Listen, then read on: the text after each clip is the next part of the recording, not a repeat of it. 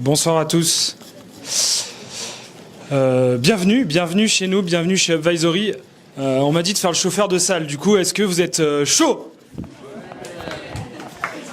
Parce que la météo est pas au rendez-vous, comme d'hab. Non, plus sérieusement, du coup, bienvenue chez nous, bienvenue chez Upvisory. Donc, pour ceux qui ne nous connaissent pas et qui ne me connaissent pas, donc je suis Martin Canton-Loga, je suis l'associé de Benoît Rosier ici présent, qui a été un des auteurs. Avec Victor Billet de Villemeur, je les laisserai se présenter. Et Victor, on se connaît puisqu'on a travaillé ensemble par le passé. Ça a été un de nos clients également à une certaine époque. Et du coup, pour ceux qui ne le savent pas, donc vous êtes dans notre boutique, notre siège à Paris, qui est du coup notre fer de lance au-delà de Lille et de la région Nord et de Bruxelles. Et on fait tout bonnement du conseil en product management et on accompagne de plus en plus de clients sur la partie transfo des organisations, transfo orga, mise en place de framework produits, déploiement de démarches qui soient customisées, dépendantes de leur scope métier, dépendantes de leur scope produit, dépendantes de leur département, de leur culture, de leur maturité. Et on remarque qu'on n'applique pas forcément les frameworks US et des frameworks qui viennent plutôt du monde des startups scale-up sans avoir de critique aucunement. Mais on n'a pas le même, quand on est un grand compte, on n'a pas le même historique, on n'a pas le même legacy sur tous les plans, legacy RH, legacy culturel, legacy technique, etc., etc. Et du coup, ça fait longtemps qu'on se dit qu'on a pour projet de monter des guidelines. Alors je sais pas comment vous allez appeler ça, mais en tout cas un framework qui aide à comprendre et à s'orienter pour déployer du mode produit efficacement à grande échelle et peut-être un peu plus dans notre réalité à tous. Et du coup, je laisse la main à Benoît et Victor pour vous expliquer tout ça. Merci Martin pour la présentation, merci pour l'invitation dans ces super locaux. Bon, on est un peu déçus parce qu'il fait pas forcément super beau, donc on espère que ça va un peu s'améliorer. Pour me présenter rapidement, moi j'ai 32 ans. J'essaie de trouver des trucs qui changent un peu d'habitude, donc j'ai mis que j'étais lecteur parisien sportif. Et puis j'aime bien faire des produits, j'aime bien construire des produits digitaux. Je ne saurais pas dire vraiment pourquoi, je sais pas d'où ça vient précisément, mais voilà, c'est un truc que j'aime bien faire, c'est un truc qui m'anime. Partir d'un problème et puis ensuite essayer de construire une solution à ce problème sous la forme d'un logiciel, sous la forme d'un truc immatériel, mais qui finalement a beaucoup d'impact à la fin. Surtout dans notre société aujourd'hui où en fait le digital il est un peu partout et donc il y a beaucoup d'impact potentiel à faire. Donc moi j'aime beaucoup ça et puis j'aime bien en fait réfléchir à un peu les principes théoriques qui sous-tendent à ça, c'est-à-dire vu que maintenant on a envie de résoudre des problèmes en construisant des solutions digitales, essayons de construire des solutions digitales qui soient efficaces, qui marchent bien, qui ont de l'impact, qui résolvent des vrais problèmes, des bons problèmes, puis qui résolvent de la bonne manière. Et donc ce qui est sympa, c'est un peu de voir différents contextes dans lesquels ça se matérialise. Moi j'ai bossé dans des contextes plutôt grands groupes et également start-up, et donc c'est intéressant de voir un petit peu des choses qui se retrouvent entre ces deux mondes et puis des choses qui sont un peu différentes. Et donc je suis assez content d'avoir pu un peu voir ces différentes perspectives parce que ça m'a aussi un peu aidé, je pense, dans l'écriture du livre blanc, de justement pouvoir un peu comprendre en quoi le problème du product management en grand groupe il est un peu spécifique, il est un peu précis, et en fait le problème se pose pas de la même manière en fait dans ces environnements, que ça soit un environnement startup ou un environnement grand groupe, et donc évidemment la réponse à lui amener n'est pas la même aussi. Voilà, bon, mais je spoil pas du coup parce que c'est un peu l'objet aussi de la présentation, et je te laisse te présenter, Benoît. Merci beaucoup, Victor. Écoutez, très heureux de vous rencontrer. Merci beaucoup d'être là pour cette première autour de Product XL. Alors pour me présenter brièvement, donc moi je m'appelle Benoît Rosier, je suis CPO d'Upvisory. Martin a très bien présenté Upvisory, j'ai pas besoin de représenter la société. Mais moi ça fait plus de 10 ans que je fais du product management. Donc j'ai été product manager, j'ai été coach produit, j'ai été coach agile, donc j'ai fait pas mal de choses différentes. Et peut-être ma petite spécificité, c'est que j'ai toujours fait du product management dans des grands groupes. Alors j'ai travaillé dans plein de boîtes différentes. J'ai travaillé chez Air Liquide, j'ai travaillé chez Air France, j'ai travaillé chez Decathlon, j'ai travaillé chez Leroy Merlin, j'ai travaillé chez Toyota, j'ai travaillé chez Euler Hermès. Donc je fais plein de secteurs et plein de boîtes différentes. Et donc voilà, ça fait longtemps que j'ai cette petite idée d'essayer de construire quelque chose pour améliorer le quotidien des équipes produits, notamment en grand groupe. Peut-être pour la petite anecdote sur comment nous est venue l'idée de Product XL. Donc moi je pense que ça m'est venu quand je bossais sur une grosse transfo safe chez Air France pour le coup, où effectivement j'ai pu voir le fait qu'on faisait pas suffisamment de discovery, qu'on avait du mal à mettre en place de la discovery dans le quotidien de ce grand groupe. Donc c'est une petite idée qui m'a trotté dans la tête. Je pense que vous allez voir, j'ai commencé à conceptualiser des premiers sujets, je pense qu'il y a 2-3 ans. Et puis après je me suis dit, j'ai besoin quand même vraiment d'un acolyte pour bosser sur le sujet, parce que tout seul, il y a trop de choses et je vais partir dans les mauvaises directions. Et j'ai parlé du projet à Victor il y a un certain temps. Je sais pas si vous connaissez Victor, mais pour ceux qui le connaissent pas, déjà c'est un excellent product manager, et surtout sa grande force, c'est d'arriver à être pédagogue et à rendre simple des concepts produits complexes. Et donc pour ceux qui ne le suivent pas sur LinkedIn, je vous encourage vivement à le faire, parce que ça fait pas mal d'années que tu fais de l'évangélisation autour du produit, et je pense que tu as apporté beaucoup de valeur ajoutée à pas mal de personnes autour du produit. Donc voilà, juste pour la petite parenthèse autour de Product XL et pourquoi on bosse ensemble. Et puis voilà, sinon à côté de ça, moi j'ai aussi créé mon propre média produit qui s'appelle Ben & Product, et je suis président d'un fonds de dotation, d'une fondation qui s'appelle la Positive Product Foundation, qui œuvre pour construire des produits plus responsables. Donc voilà, c'est un de mes autres gros sujets, mais c'est pas le sujet de la journée. Donc pour un peu commencer à rentrer dans le sujet, en fait on est parti un peu d'un constat qui est que c'était un peu compliqué de faire des produits digitaux dans des grands groupes, des produits performants. Mais en fait, avant de vraiment se focaliser sur ce constat et pourquoi vraiment d'un point de vue concret opérationnel ça marche pas bien, avant de parler un peu de ces aspects méthodologiques, en fait, je pense que ce qu'il faut comprendre aussi, c'est que c'est quoi un grand groupe, en fait. Il y a plein de définitions qu'on peut prendre. Moi, j'aime bien, moi, dans Product XL, je suis parti un peu de la définition de l'INSEE qui en gros le dit avec des chiffres, c'est-à-dire il y a un certain nombre d'employés, ça fait du chiffre d'affaires. Souvent, c'est composé de plusieurs sociétés. C'est une espèce de grande structure, quoi. Mais en fait, un paramètre qui permet de définir bien ce que c'est un grand groupe, je pense, comme nous on l'entend, et puis je pense que ça conviendra à peu près à tout le monde, c'est de dire que c'est un truc qui existait avant le digital. Donc en fait, un grand groupe pour moi dans l'imaginaire, je pense c'est des Renault, c'est les L'Oréal, les Leroy Merlin comme tu dis, Decathlon. Et un point commun de ces boîtes, c'est que en fait elles existaient avant le digital, et c'est même plus que ça, c'est qu'elles marchaient bien avant le digital. Ce qui fait qu'en fait des produits, elles en faisaient avant, c'était pas des produits digitaux, mais déjà elles se posaient des questions de les gens ont un problème, comment je le résous. L'Oréal, du coup l'hygiène des gens est pas bonne, et du coup on va faire des shampoings, et puis on va faire de la pub autour, et donc les gens vont avoir envie de se faire des shampoings, et puis l'hygiène va s'améliorer. Decathlon, super fort, tout le monde galère à monter une tente, comment on se débrouille pour faire un produit qui facilite le fait de monter une tente. Et du coup en fait faut bien comprendre que les produits dans les grands groupes, c'est ça du coup. Concrètement, c'est des trucs physiques, matériels. Alors, parfois vous allez avoir des banques où il y a du service également, mais en gros, en tout cas, c'est pas fondamentalement un logiciel comme nous on peut l'entendre, quoi. En tant que product manager, quand on a besoin de produits, un produit pour nous c'est Notion, Microsoft, Jira, mais en fait dans un grand groupe c'est pas exactement pareil. C'est un truc concret, physique, et c'est pas la même chose. Et surtout, et pourquoi c'est compliqué de faire du product management, c'est qu'en fait ils arrivaient déjà à faire des shampoings des voitures, des mixeurs Moulinex, ils arrivaient à le faire avant le digital. Ils se débrouillaient pour le faire, la boîte elle marchait bien. Donc en fait, quand on arrive nous en disant il faut faire du product management, c'est super, c'est vraiment révolutionnaire, les logiciels c'est hyper bien. En fait on a toujours un peu l'impression d'être un peu la cinquième roue du carrosse, parce que ils vont nous répondre oui, mais en fait nous on savait déjà faire notre métier avant, on le refera après toi si jamais le digital ça marche pas. Et donc voilà, ce truc là il est important, parce que dans la manière de faire du product management il faut inclure un peu que c'est un truc qui vient après, dans une structure qui en fait a très bien vécu sans, et donc il y a vraiment des aspects culturels très forts, historiques très forts, auxquels il faut faire attention.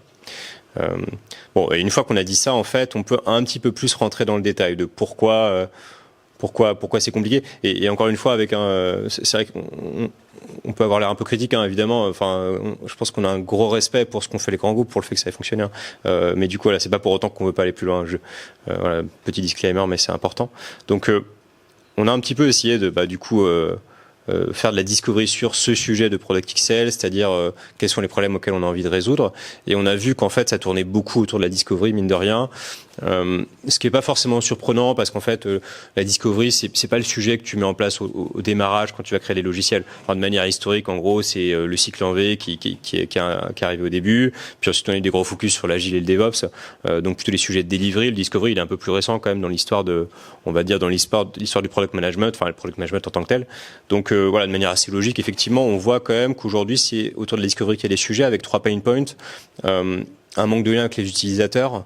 Donc voilà, faut se dire que parfois, par exemple, on a des logiciels qui vont être pour les employés en interne, et en fait, paradoxalement, même si les utilisateurs c'est des collègues, même si on peut leur envoyer un message sur Teams, c'est dur d'aller les voir, c'est dur de faire des entretiens.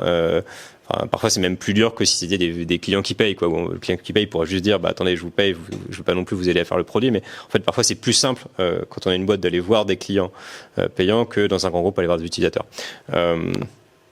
Deuxième problème, en fait, encore une fois, on s'inscrit dans une organisation préexistante, donc il y a des silos, et puis ces silos, ils existent parce qu'ils sont efficaces, hein, c'est pas juste du silo pour faire plaisir. Voilà, il y a des process budgétaires, il y a des process juridiques, et puis ces process-là, ils sont utiles. Moi, je me rappelle que quand on bossait chez L'Oréal, un point un peu frustrant pour moi, c'était que on pouvait pas facilement tester de nouveaux produits parce qu'il fallait faire 50 000 couches de validation, fallait que la SSI valide, fallait que les achats vérifient que la boîte elle est pas à mourir du jour au lendemain. Enfin, il y a un certain nombre de validations. Bon, et c'est vrai que ça peut paraître un peu étonnant, un peu inutile, mais en fait, à un moment, dans une boîte à l'échelle où tu as 2000, 10 000, 50 000, 100 000 personnes, en fait, tu peux pas te permettre d'avoir des choses qui sont pas bien industrialisées. T'as une boîte qui est cotée en bourse, en fait, il faut sortir des rapports financiers, des états financiers chaque année. Si t'as pas de logiciel comptable bien foutu, en fait, ça marche pas. Donc voilà, il y a un certain nombre de contraintes qui sont plutôt qui sont obligatoires. Et donc ces silos, il faut composer aussi avec. Ça veut dire typiquement, il faut composer avec les processus budgétaires pour faire le produit. Et ça, évidemment, c'est un truc qui est pas pratique parce que fondamentalement, quand on fait de la discovery, on innove et on n'a pas envie de fonctionner dans des cadres très très précis budgétaires comme ça. Et puis évidemment, il y a des sujets politiques parce que en fait, encore une fois, vous avez une structure qui est grande, qui a du monde, et donc en fait, il y a des enjeux de pouvoir, il y a des enjeux de j'ai envie d'avoir plus de périmètre que les autres, ce qui est logique. Et puis on a aussi ça dans des petites structures comme les startups. Mais évidemment, quand vous avez un grand groupe, c'est forcément c'est à l'échelle. Et puis par ailleurs, encore une fois, vous avez des gens qui étaient là avant le digital, et donc en fait, concrètement, le digital, s'ils aiment pas ça, ils le voient comme un truc qui les menace et qui va leur prendre une part de leur périmètre. Donc voilà, faut composer avec ça. C'est un peu tout l'enjeu de ce qu'on va voir aujourd'hui. C'est important de bien l'avoir en tête. Et encore une fois, avec beaucoup de respect, je pense, beaucoup d'humilité face à ces grands groupes qui fonctionnent depuis des années, qu'on n'a pas envie de chambouler, mais on a quand même envie un petit peu de tracer notre route de product manager à l'intérieur. Il y a aussi un truc qui fait, je pense, que c'est compliqué. C'est aussi pour ça qu'on a voulu faire ProductXL, c'est que en fait, on n'a pas vraiment trouvé de framework très adapté aux grands groupes pour faire de la discovery. Bon, de manière un peu matricielle, basique, en fait, on voit que pour les grosses structures, il y a un truc comme Safe qui fonctionne bien. Safe, à la fois sur le fond, je veux dire, c'est une sorte de suprastructure, donc en fait, ça fonctionne bien pour des grandes équipes. Et puis en plus, il y a le côté rassurant sur la forme, puisqu'en fait, le chef, quand il voit la big picture Safe, il se dit, ok, moi je suis là et ça me rassure. Là où en fait, Scrum est beaucoup plus, forcément beaucoup moins précis là-dessus. Scrum, c'est des petites équipes, et donc il n'y a pas ce côté rassurant. Et puis par ailleurs, évidemment, c'est plus dur à opérationnaliser parce que quand on a, je sais pas combien ils ont de développeurs chez Air France, mais j'imagine ils en ont bien plusieurs milliers, et donc forcément faut les organiser, c'est pas aussi simple que ça. Voilà. Et puis donc côté discovery, il y a des trucs pour les startups, on trouve que ShapeUp typiquement a fait un bon travail, et puis Discovery Discipline plus récemment en France. Mais voilà, il n'y a pas forcément de framework. Donc on s'est dit c'est une opportunité en fait de commencer à écrire quelque chose. C'est pas forcément le framework parfait. Je pense pas que ça existe forcément, mais en plus c'est une base de réflexion, c'est une première base théorique qui va pouvoir permettre de réfléchir et puis de poser les choses. Et donc, et par ailleurs aussi, il y a ce truc que ça va aider à évangéliser également, puisque tout ça aussi c'est de l'éducation, c'est de la culturation, et donc d'écrire les choses simplement, d'essayer de poser des choses de manière claire, ça aide aussi un petit peu. Voilà, et puis dernier point, du coup, ça je vais passer vite parce que je pense que tout le monde est d'accord là-dessus. La discovery, évidemment, c'est un sujet important, donc en fait, ça paraît logique que si on a du mal à faire de la discovery, on a du mal à faire des bons produits. pour le dire de manière très très simple, en fait, je pense que créer un logiciel, c'est un truc qui est un peu incertain en soi parce qu'il y a plein d'incertitudes à la fois techniques sur est-ce que le truc va fonctionner ou pas, et puis très humaine, c'est-à-dire est-ce que l'utilisateur il va bien aimer. Donc toute l'idée, c'est de réduire cette incertitude le plus possible. Donc en fait, s'assurer que l'idée qu'on a, elle est bonne le plus vite possible. Et en fait, la bonne manière de le faire, c'est de le faire de manière itérative et donc de vraiment repousser le plus possible les actions qui sont irréversibles. Et donc en fait, il va falloir procéder par petites touches. La Discovery, elle va nous aider à faire ça justement, à invalider rapidement des idées qui sont pas les bonnes, et donc à augmenter le niveau de certitude rapidement avec des petites actions. Voilà, c'est un peu la frise qu'on voulait représenter ici, c'est-à-dire que quand je déploie une fonctionnalité en production à mes utilisateurs, revenir en arrière, c'est compliqué d'un point de vue technique. Il faut désenclencher des choses. Puis pour les utilisateurs, il faut leur expliquer. Alors qu'en fait, si juste j'ai une idée et puis du coup j'en parle avec quelqu'un, il me dit c'est pas une bonne idée, c'est quand même beaucoup plus simple. On a quelques secondes de réversibilité. Voilà.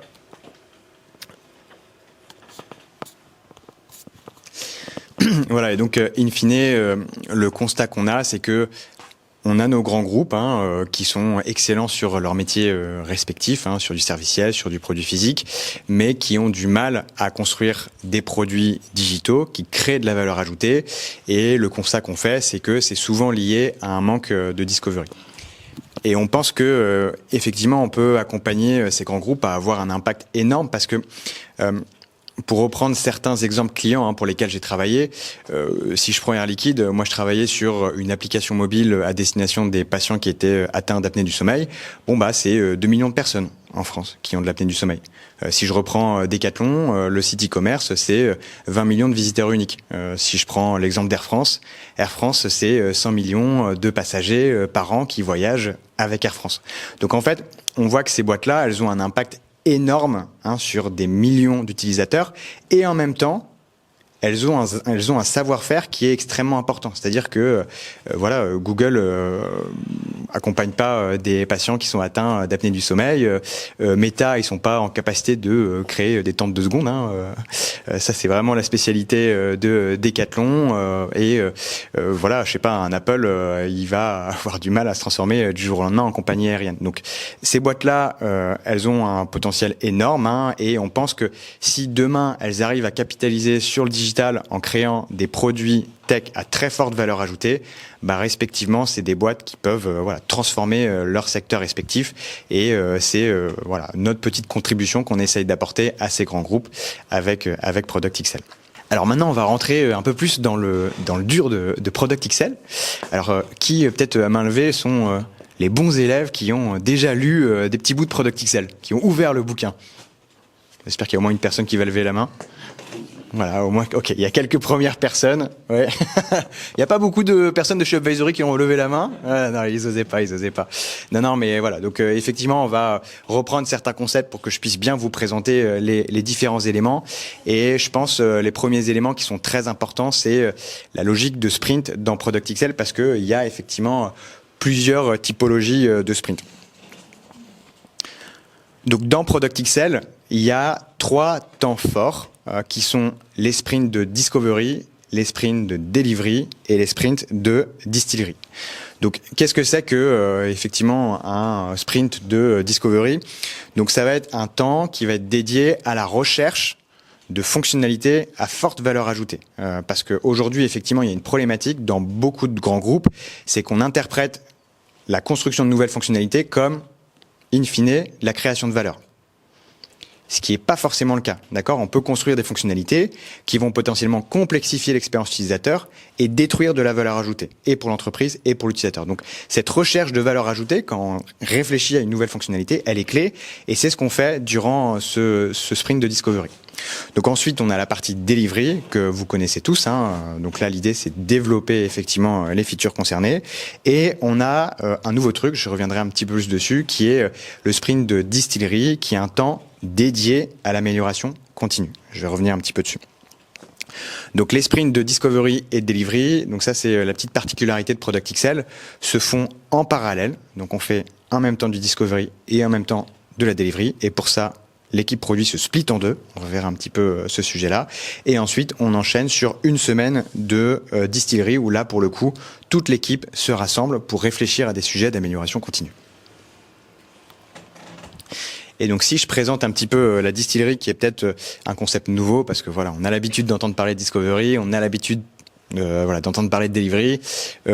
Distillerie, je pense que ça doit être relativement nouveau pour vous, et c'est normal parce que c'est sorti de nos deux têtes. Je sais pas si le terme est très bon, mais en gros, ce qu'on voulait dire avec ce process de distillerie, c'est que ça nous rappelait un petit peu le processus de distillation. Donc là, c'est un petit peu vos cours de physique-chimie du collège et du lycée, où en fait l'idée c'est de purifier des liquides par condensation. Et en fait, l'analogie, elle nous semblait bonne. Donc quand vous voulez faire du bon whisky, globalement, vous allez chauffer des céréales fermentées et on va récolter des vapeurs d'alcool, et c'est ce qui va faire du whisky. Et donc c'était un petit peu la métaphore qu'on avait pour ce temps de distillerie, où l'idée c'est de capitaliser sur cette ébullition intellectuelle pour trier les bonnes idées des mauvaises idées, et on sort effectivement de ce temps de distillerie avec une très bonne visibilité sur les top idées qui vont vraiment générer beaucoup de valeur ajoutée. Donc c'est un temps d'amélioration continue, comme je l'ai dit. Donc il y a 3 jours qui sont dédiés à l'amélioration du produit, 1 jour dédié à l'amélioration de l'équipe et 1 jour dédié à l'amélioration individuelle. Donc les 3 premiers jours sur l'amélioration du produit, donc il y a effectivement 1 jour dédié au bug tracking, donc à la correction de bugs. Donc là on améliore le produit existant. Ensuite il y a la phase d'engagement, donc je reviendrai un petit peu dessus plus tard, mais là l'idée c'est d'identifier à la suite de notre discovery les fonctionnalités qui vont être intéressantes pour les prochains sprints. Et après il y a les phases d'exploration, où là c'est de l'amélioration plus long terme au niveau du produit. C'est de l'innovation où on réfléchit en équipe à des problématiques qu'on souhaite adresser demain, des fonctionnalités qu'on souhaite adresser demain, plus sur long terme. Le jour 4 dédié à l'amélioration d'équipe, et le jour 5 dédié à l'apprentissage. C'est quelque chose qui est extrêmement important dans nos métiers et qu'on a du mal à sanctuariser. Donc c'est bien d'avoir un temps dédié pour apprendre des choses. On est sur des disciplines qui sont complexes et surtout qui sont évolutives. Moi j'ai commencé à m'intéresser au product management vers 2013-2014. La discipline elle a plus rien à voir avec celle qu'on faisait il y a une dizaine d'années. Donc c'est important de garder ce temps-là d'apprentissage. On va parler maintenant un petit peu des rôles dans l'équipe produit de Product XL. Donc, il y a 3 rôles clés: Product Manager, Product Designer et Product Engineer. Petite particularité de Product XL, il y a 2 Product Managers au sein d'une seule et même équipe produit. Alors pourquoi 2 product managers? Donc moi ça fait quand même longtemps que je fais ce métier-là, et je vois quand même que la charge, notamment en grand groupe, elle est difficilement tenable pour une personne. En fait, quand on est product manager, on fait beaucoup de choses parce que effectivement, le matin, on doit être avec ses utilisateurs pour faire des interviews utilisateurs. L'après-midi, on doit affiner, gérer son backlog. Le soir, on doit être avec des parties prenantes pour faire de la communication autour de son produit. On doit faire aussi un peu de politique, c'est normal. Donc en fait, c'est très difficile de tout faire, et mécaniquement, en fait, il y a des choses qu'on fait pas parce qu'on n'a pas le temps de tout faire, et c'est notamment souvent la discovery. Donc c'est pour ça que l'idée c'est de basculer sur un fonctionnement à 2 product managers, ce qui nous permettra aussi, je vais vous l'expliquer juste après, d'avoir un product manager qui s'occupe de la discovery et un product manager qui s'occupe de la delivery. Donc voilà. Et ce qu'il faut voir aussi et avoir en tête, c'est que finalement, dans beaucoup de grands groupes, on a déjà un fonctionnement à 2 product managers. Donc c'est pas foncièrement quelque chose de nouveau, c'est juste qu'on les appelle pas forcément product managers. On les appelle business analyst, on les appelle product owner, on les appelle proxy PO, on les appelle associate product manager. Donc il y a toute une ribambelle de terminologie qui existe, mais de facto dans beaucoup de boîtes, il y a déjà 2 product managers qui existent, donc c'est pas tant une révolution que ça. Ensuite, l'idée c'est d'avoir un product designer.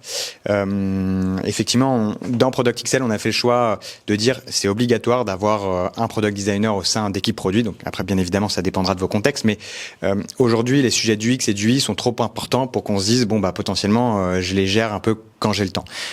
Aujourd'hui, je caricature un peu, mais les utilisateurs sont fainéants parce qu'ils sont habitués à utiliser des produits, notamment B2C, qui ont une expérience utilisateur incroyable. Donc, si vous mettez pas l'emphase sur l'UX, vous avez de grandes chances que effectivement le produit soit pas utilisé. Pareil pour lui. Effectivement, lui, c'est la vitrine de votre produit. Si vous n'avez pas une bonne UI qui correspond au standard du marché, ça va être compliqué pour votre produit de scaler. Donc c'est pour ça que effectivement le choix d'avoir un product designer au niveau de l'équipe. Et puis après 4 à 7 product engineers. Donc on préfère parler de product engineer que de développeur. L'idée étant, vous allez le voir que dans Product XL, les product engineers s'investissent beaucoup dans la vie du produit, notamment sur la partie discovery. Ça c'est vraiment une conception qui est importante dans Product XL. Les développeurs, c'est pas des gens qui pissent du code. Ils sont pas là pour ça. C'est pas des exécutants, d'accord. Ils doivent être dans le quotidien de l'équipe. Ils doivent participer à la phase de discovery. C'est comme ça qu'on construit des bons produits. Et moi, mes meilleurs produits, je les ai toujours construits quand j'avais une très bonne relation avec l'équipe de développement et que je les intégrais sur la phase de discovery. Dans Product XL, on essaye aussi de dire qu'il faut limiter la taille des équipes produits. Donc l'idée, c'est pas forcément de dépasser les 10 personnes, parce que plus on va être nombreux, plus la communication, la collaboration va être difficile au sein d'une équipe produit. Pour vous donner un petit exemple, quand on a 6 personnes dans une équipe produit, on a 15 touchpoints, 15 points de communication entre ces différentes personnes. Quand on a 12 personnes, on arrive à 66 points de contact. Donc en gros, on multiplie 4,4 ces touchpoints. Donc qu'est-ce que ça veut dire concrètement? Ça veut dire qu'il y a 4,4 fois plus de chances d'avoir des erreurs dans la communication, d'avoir des erreurs dans la collaboration, bref, de faire des trucs un peu merdiques au niveau de son produit. D'accord? Et donc ça, c'est quelque chose qui est important. Et c'est vrai que souvent, on a tendance à se dire, voilà, j'ai un déficit de productivité, je vais aller chercher plus de développeurs. C'est peut-être pas forcément la bonne façon de faire. Il faut aussi se poser la question de l'efficience de l'équipe. Et après, au niveau des rôles, il y a effectivement un concept qui est vraiment clé dans Product XL, qui est celui de split and switch. Alors, je vais vous expliquer un petit peu tout ça, mais on a, vous l'avez vu, un sprint de discovery et un sprint de delivery qui se font en parallèle. Alors, comment on gère ce truc-là? L'idée, c'est que l'équipe produit se divise en deux. Donc, il y a une partie de l'équipe produit qui va bosser sur la discovery et l'autre partie de l'équipe produit qui va bosser sur la partie delivery. Globalement, on va avoir ce qu'on appelle un product trio qui va bosser sur la partie discovery. Donc, un product manager, un product designer et un product engineer. Et le reste de l'équipe qui va bosser sur la partie delivery. Donc, l'autre product manager et le reste des product engineers. Pourquoi on a fait ça? Parce que pour nous, c'est la seule façon de sacraliser du temps de discovery. Parce qu'aujourd'hui, notamment en grand groupe, on a du mal à prendre du temps pour faire la discovery. Pourquoi? C'est un peu, je sais pas si vous connaissez la matrice d'Eisenhower, mais en fait, on a toujours tendance à prioriser les sujets qui sont urgents aux sujets qui sont importants. C'est normal. Vous avez une grosse présentation demain devant des parties prenantes importantes. Voilà, vous avez envie de faire bonne impression. Mais par contre, effectivement, le produit que vous construisez pour dans 6 mois, pour dans 12 mois, pour dans 18 mois, voilà, vous y accordez peut-être pas forcément de temps, alors que c'est ultra important. Et donc, c'est pour ça que on veut avoir vraiment une partie de l'équipe qui est 100% dédiée à la discovery et une partie de l'équipe qui est 100% dédiée à la delivery pour sanctuariser ce temps de discovery qui nous permet de créer des fonctionnalités à très forte valeur ajoutée. D'où le fonctionnement à 2 product managers, vous l'avez compris. Et donc, ensuite, on se rassemble avec le reste de l'équipe pour la partie distillerie. Et ensuite, c'est le switch. On va se resplitter. Et donc là, il y a le product manager qui bossait sur le split qui bossait sur la discovery, le delivery, qui va partir sur la partie discovery. Et pareil, le product engineer qui bossait sur la partie delivery va monter sur la discovery. Donc l'idée, c'est d'alterner un petit peu les profils de product manager et de product engineer qui bossent sur la discovery et sur la delivery. Pourquoi? Parce que moi, j'ai déjà bossé avec des contextes d'équipe à 2 product managers. Et en fait, quand il y a un product manager qui bosse sur la discovery et un product manager qui bosse sur la partie delivery, en fait, il y a une sorte de relation client-fournisseur qui se crée dans l'équipe produit qui est un petit peu malsaine. Et en fait, quand il y a des choses qui ne vont pas, globalement, c'est de ta faute, t'as pas bien spécifié les choses, c'était pas clair, mais non, c'est pas toi, tu l'as pas développé comme je le souhaitais. Et en fait, ça fonctionne pas. Et donc, l'idée derrière tout ça, c'est de créer un sentiment de responsabilité de l'ensemble de l'équipe produit. Si ça fonctionne, bravo à toute l'équipe produit. Si ça fonctionne pas, on est tous responsables.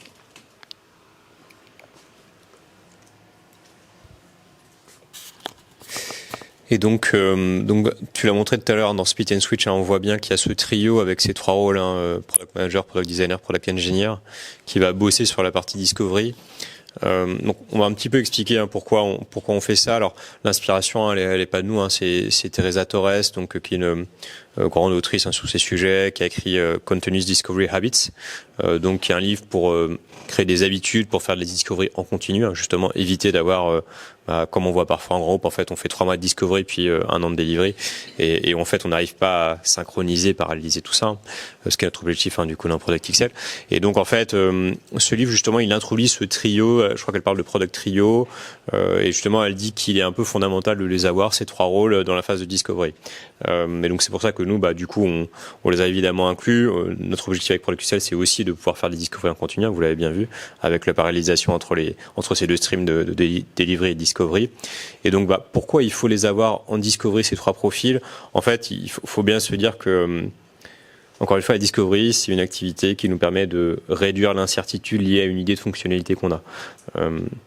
Et donc, l'idée, c'est de se dire de qui j'ai besoin pour réduire l'incertitude liée à une fonctionnalité. Et en fait, en se posant cette question-là, on voit bien qu'on a un peu besoin de ces profils, puisque il faut un truc un peu côté tech, puisque en gros, product manager, product designer, on est très fort pour avoir plein d'idées. On passe beaucoup de temps avec les clients, avec les utilisateurs, donc en fait, ils nous filent aussi plein d'idées. Et on se dit, faudrait faire ci, faudrait faire ça. En fait, c'est quand même très puissant d'avoir un profil technique qui va juste pouvoir nous dire, là, quand même, cette idée-là, elle est pas si triviale que ça. Là, potentiellement, ça va prendre du temps. Ce qui veut pas dire qu'en fait, on va faire que prioriser des choses qui sont faciles à faire. Faut juste qu'en fait, on soit conscient quand un truc va prendre du temps, que si on investit dessus, c'est parce qu'il y a un gros impact qu'on anticipe derrière. Le product designer, lui, il va justement pouvoir incarner cet aspect UX, UI dont tu parles. Puis encore une fois, le designer, quand il passe beaucoup de temps auprès d'utilisateurs, plus que le product manager, puisqu'en fait, mine de rien, en gros, le product manager, il fait aussi pas mal de politique. Donc, il va essayer de le faire également, d'être proche de l'utilisateur final. Mais pour le designer, il incarne vraiment ça. Le product designer, c'est la personne justement qui va être capable de nous dire, la volonté de l'utilisateur à un instant donné, c'est ça. Donc, on a besoin évidemment de lui également pour prioriser et puis pouvoir faire ses activités de discovery en tant que telles. Et le product manager qui finalement, en fait, encore une fois, il est un peu l'interface entre tout le monde. Ici, dans ce trio, il va aussi beaucoup incarner la stratégie du produit, puisque justement, c'est lui qui va devoir la défendre devant les parties prenantes. C'est lui qui va devoir parler au processus budgétaire pour dire, en gros, on a besoin de tant d'argent pour faire ça. Et donc, c'est aussi pertinent que lui puisse être là pour un petit peu, en fait, parfois arbitrer entre, en gros, l'UX designer qui va dire, il faut mettre de l'investissement sur les sujets X parce qu'ils sont importants, et c'est normal qu'il le fasse. Le product engineer qui lui va souvent être plutôt dans une posture défensive pour essayer justement de protéger les équipes de dev et de faire que on n'ait pas trop de trucs, qu'on n'essaye pas d'avoir des idées plus folles les unes que les autres. Et donc le product manager, il a aussi, je pense, ce rôle un petit peu de synchroniser, de concilier les points de vue. C'est un peu la personne qui va essayer d'apporter du consensus au sein de ces équipes. Et donc voilà, ces 3 personnes pour les activités de discovery. On a aussi en fait potentiellement des rôles qu'on a qualifiés d'optionnels. C'est pas qu'ils sont importants, mais en fait on a la perception qu'ils sont pas déterminants stratégiques au premier plan. Donc c'est plutôt des activités qui vont permettre des profils qui vont permettre de fluidifier certaines activités, mais quand on va un peu grossir. Donc pour passer rapidement, je vais passer rapidement sur Scrum Master. Scrum Master, c'est un rôle évidemment très pertinent et que Scrum a mis en avant. Et donc dans le delivery, c'est vrai que c'est toujours précieux. On a le sentiment un petit peu qu'en fait, potentiellement, c'est pas forcément pertinent, c'est pas forcément la première des batailles à mener. Notamment parce qu'en fait, avec des product managers, des designers un peu expérimentés, en fait, on va réussir en fait à avoir des cycles assez fluides qui fonctionnent bien. Les product ops, un peu également en fait, product ops. C'est un peu une phase de maturité supérieure du produit où en fait on va se dire comment je fais pour vraiment industrialiser ma pratique du product management, et c'est pas encore forcément la première des batailles à mener à ce stade-là. Le PMM en fait il va représenter la partie vraiment business. Donc là on est très focalisé sur discovery delivery, donc c'est-à-dire vraiment je trouve les bonnes idées de fonctionnalités et puis je les développe bien. On n'a pas la partie comment je les vends ensuite. Ce qui dans un grand groupe peut être soit je le vends à des clients finaux, donc typiquement je suis à Société Générale, je crée une application mobile, du coup mes clients finaux c'est soit des B2C soit B2B, mais ça peut aussi être je vends entre guillemets à des utilisateurs internes, à des employés. Donc je sais pas, moi chez L'Oréal on bossait beaucoup sur les applications pour les chercheurs, pour les chimistes, donc là il faut leur vendre aussi. Donc il y a un sujet marketing évidemment, mais c'est un peu pareil en fait pour nous.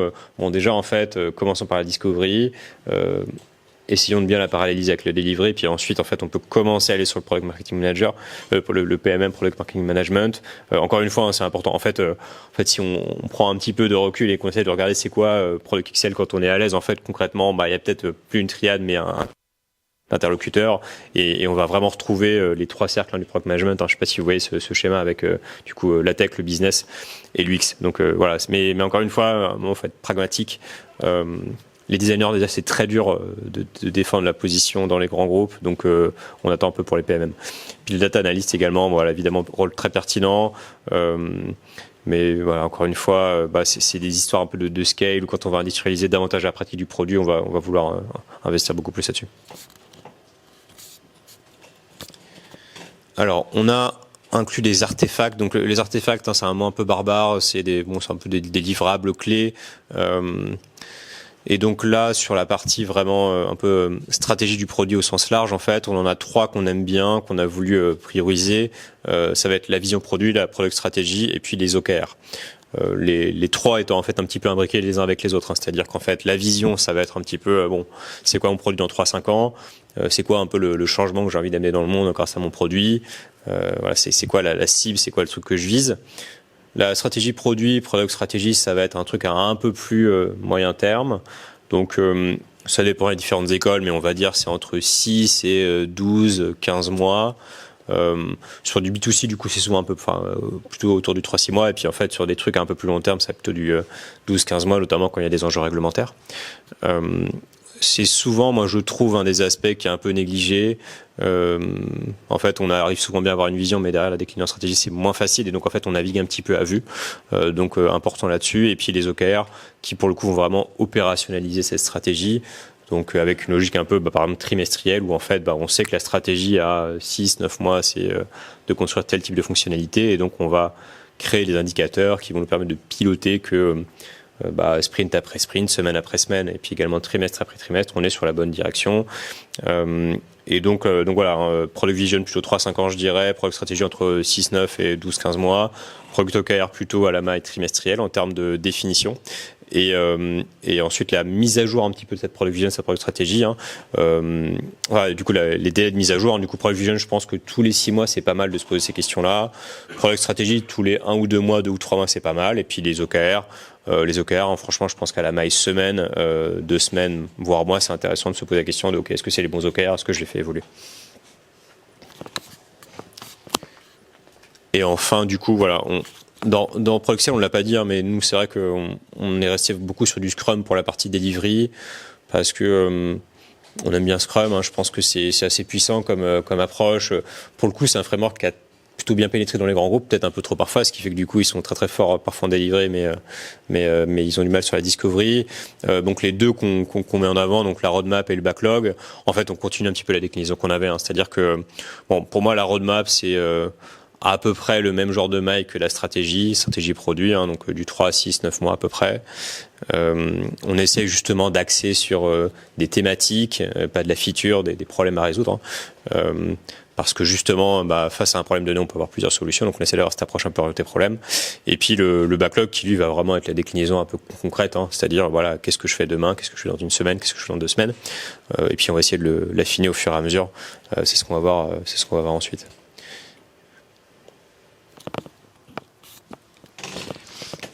Juste pour rebondir sur ce que disait Victor, effectivement, on aime bien les cadres méthodologiques comme Scrum, comme Safe, pardon. Et je pense que la vraie valeur ajoutée de ces cadres méthodos, et c'est pour ça qu'aujourd'hui il y a beaucoup de grands groupes qui fonctionnent avec ces cadres méthodos, c'est que ils sont très opérationnels. Et en fait, quand on est un grand groupe, on comprend ce qu'on doit faire. Quand on fait du Scrum, on comprend ce qu'on doit faire quand on fait du Safe. Et ça, je pense que ça a été un levier d'inspiration assez important pour nous. Et c'est pour ça que, vous voyez, on vous décrit un petit peu les rôles qui sont importants, les artefacts, et puis après, on finira par les cérémonies. Mais c'est aussi comme ça qu'on a structuré Product XL. Sur la partie delivery, effectivement, on se base beaucoup sur du Scrum. Sur la partie discovery, là, honnêtement, il n'y a pas grand-chose qui existait. Donc, effectivement, on est reparti un petit peu de nos constats terrain et de ce qu'on faisait potentiellement, chez nos grands groupes. Et donc là, pour nous, il y a 2 sujets qui sont importants, qui est la discovery roadmap et l'assumption backlog. Donc, quelle différence entre la discovery roadmap et la delivery roadmap?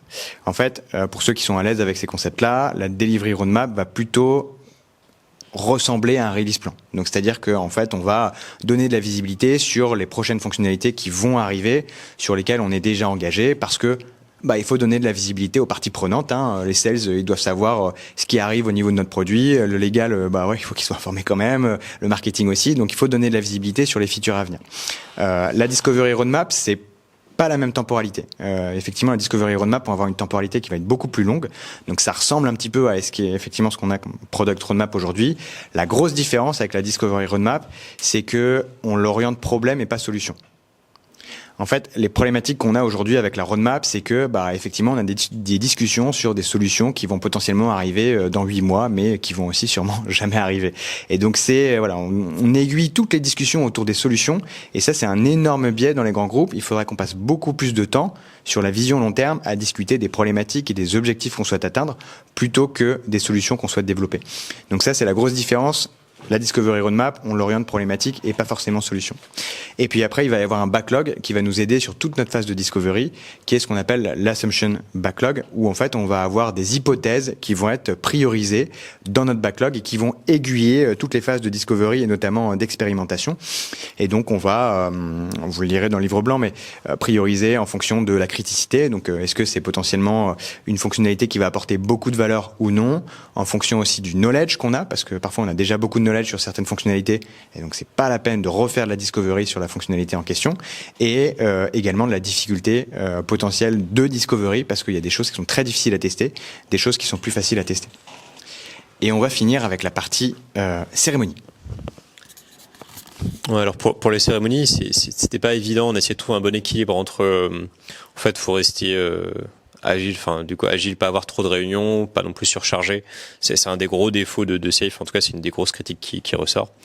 Mais d'un côté, dans un contexte grand groupe, on a un peu besoin d'être rassurant là-dessus, de dire un peu les choses, d'être assez prescriptif. Donc, on a essayé de trouver le bon équilibre.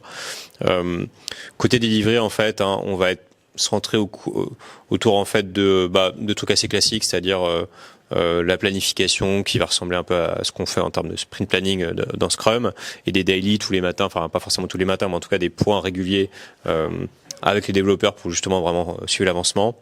Et un point important pour nous, c'est d'avoir du coup un point de rencontre régulièrement chaque semaine sur le backlog de la delivery, pour vraiment s'assurer qu'on le mette à jour en continu. Et puis en fait, ça joue quand même pas mal dans l'efficacité de l'équipe, mine de rien, de réussir justement à se poser régulièrement pour préparer les tickets suivants à venir. Et donc ça, c'est un moment important. Le backlog, en fait, concrètement, quand on l'utilise pas trop, c'est un peu comme un frigo, en fait. Enfin voilà, c'est les aliments qu'on touche jamais. En fait, on n'a pas forcément envie de les faire. Donc c'est important de justement bien suivre ce qu'il y a là-dedans, bien suivre ce qu'il y a dans le backlog, et de le mettre à jour très régulièrement. Donc c'est pour ça qu'on pousse en fait pour avoir un peu ce point delivery grooming toutes les semaines à caler en fonction. Mais voilà, pour ça, un point important. Sur la partie discovery, donc on reprend un petit peu les mêmes cérémonies qu'on a au niveau du delivery, parce qu'elles ont beaucoup de sens. Alors après, on les adapte au niveau de la discovery. Et aussi, le deuxième avantage, c'est que vu que les deux cérémonies vont se passer en même temps, il n'y a pas de tentation d'aller à la fois sur la partie discovery et à la fois sur la partie delivery. Voilà, on est focus sur son sprint.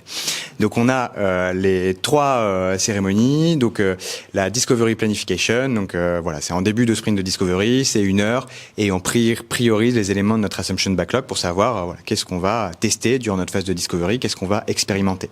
On a les daily discovery, même schéma, le product trio effectivement qui se synchronise en début de journée, et on a les discovery grooming où là effectivement on se projette sur les futurs sprints de discovery, on prend notre assumption backlog et voilà, on échange sur les futurs assumptions qu'on aimerait travailler pour les prochains sprints.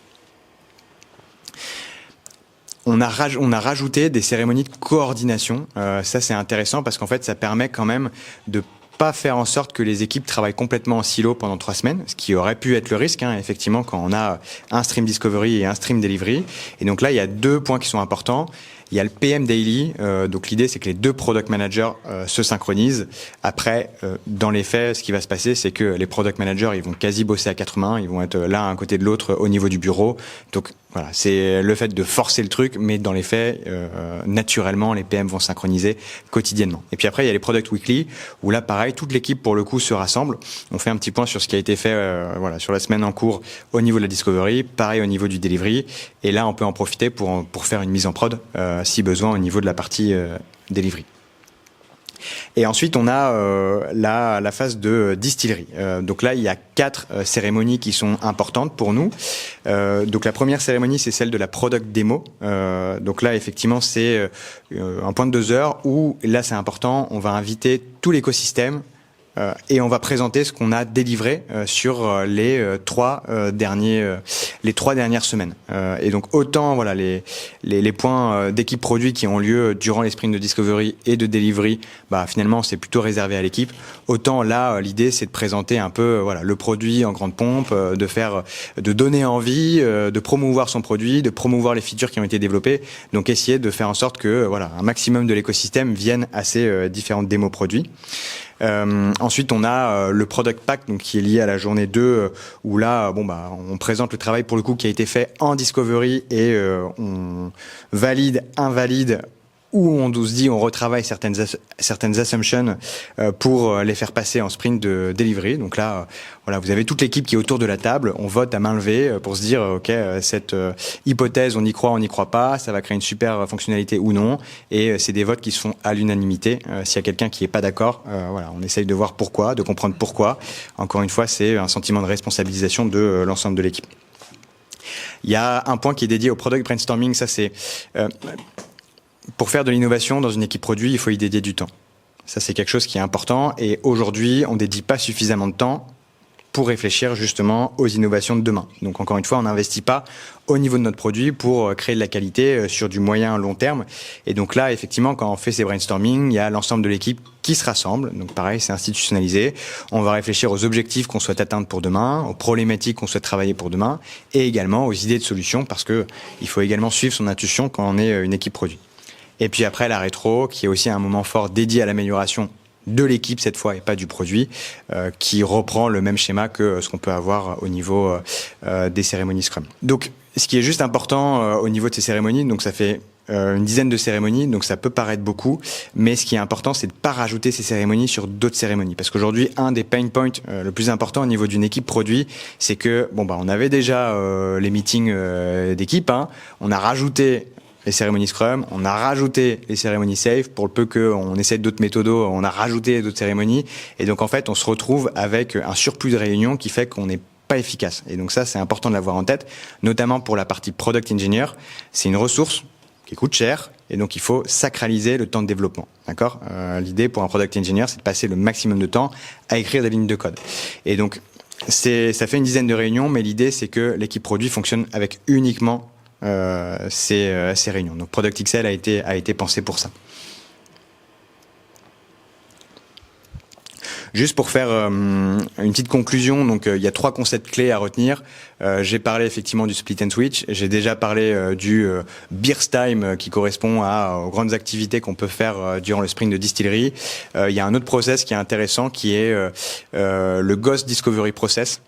Alors à la base dans le livre blanc, on voulait mettre devient un beau gosse de la discovery, mais on nous a mis un veto. Je sais pas ce que vous en pensez, mais bon, bref. Et donc en fait, c'est pour expliquer le process qu'on peut avoir durant une phase de discovery. Et donc il y a 5 grandes étapes. Il y a une première étape qui est le goal definition. Ça, c'est une trop grosse problématique que je vois sur la discovery. En fait, il y a des gens qui font de la discovery et qui se disent, allez, je pars un peu avec mon bâton de pèlerin et je vais voir ce que je vais trouver comme insight. Non, en fait, si on sait pas ce qu'on trouve, on risque pas si on sait pas ce qu'on recherche, on risque pas de trouver. D'accord ? Ça, c'est quelque chose qui est important. Donc, on définit des objectifs de discovery, qu'est-ce qu'on veut chercher, et ensuite, derrière, ça aiguille le reste de la discovery. Donc, on essaie d'identifier des opportunités, donc c'est des problématiques, des désirs, des besoins qui sont liés à cet objectif. On essaye de définir des solutions qui pourraient apporter, qui pourraient répondre à ces problématiques. Donc, c'est ce qu'on appelle le problem solution fit. Et ensuite, il y a une étape qui est importante dans le Ghost Discovery Framework, dans le Ghost Discovery Process, c'est la partie supposition. Donc, en fait, quand on fait du product management, on nous dit c'est important de répondre à un problem solution, de répondre à un problem solution fit. En fait, c'est pas suffisant parce que on peut répondre à une problématique, avoir une solution qui répond à une problématique, mais on peut ne pas générer de valeur. Quel est l'intérêt de développer une fonctionnalité qui génère pas de valeur? Donc c'est ça qui est important avec la partie supposition, c'est qu'on fait des suppositions, on émet des hypothèses sur le fait que en résolvant ce problème solution fit, on va générer de la valeur. Et donc c'est une phase qui est importante de la discovery, qu'aujourd'hui peu de personnes font, et pour le coup qu'il faut industrialiser. Et puis après, effectivement, il y a l'expérimentation. Donc une fois qu'on a nos hypothèses, on les teste sur le terrain. Donc il y a plein de façons de tester des hypothèses produits, mais c'est important de le faire. Et donc c'est ce qu'on fera durant la phase de discovery. Et peut-être, juste avant de te laisser sur la partie mise en place, peut-être quelque chose qui est important au niveau de Product XL, c'est que si vous souhaitez mettre en place Product XL dans votre organisation, globalement, c'est un petit peu le début de l'aventure. C'est-à-dire que l'idée de Product XL, c'est de gagner du temps pour monter en compétence sur la discovery et construire des produits à forte valeur ajoutée. Après, ce qui est important de l'avoir en tête, c'est que chaque organisation est différente, avec des produits différents, des secteurs différents, des cultures différentes. Et donc très vite, en fait, il faudra réadapter la méthodo à vos besoins. D'accord ? La finalité, c'est pas Product XL. Product XL, c'est un moyen pour mieux construire des produits digitaux. Et si effectivement, vous sentez que vous êtes suffisamment mature au niveau de la discovery et que vous souhaitez repasser de 2 product managers à un product manager, fine, c'est vous qui avez les clés du camion et c'est vous qui savez ce qui fonctionne. Nous, ce qu'on vous donne, c'est un peu un plan d'entraînement pour faire de la discovery. C'est ce qu'on met un moment dans le bouquin. C'est comme si demain vous souhaitiez préparer un marathon. On n'est pas expert marathonien du jour au lendemain. Non, on a un plan d'entraînement, on s'entraîne. C'est pareil avec la discovery. C'est pas parce que vous avez décidé de faire la discovery que vous allez devenir expert de la discovery du jour au lendemain. Pareil, il faut s'entraîner et Product XL, c'est une sorte de plan d'entraînement qui vous permet de monter en compétence sur la discovery. Mais encore une fois, c'est le début de l'aventure et quand vous vous sentirez suffisamment mature, il faudra potentiellement casser ce framework et l'adapter à votre quotidien.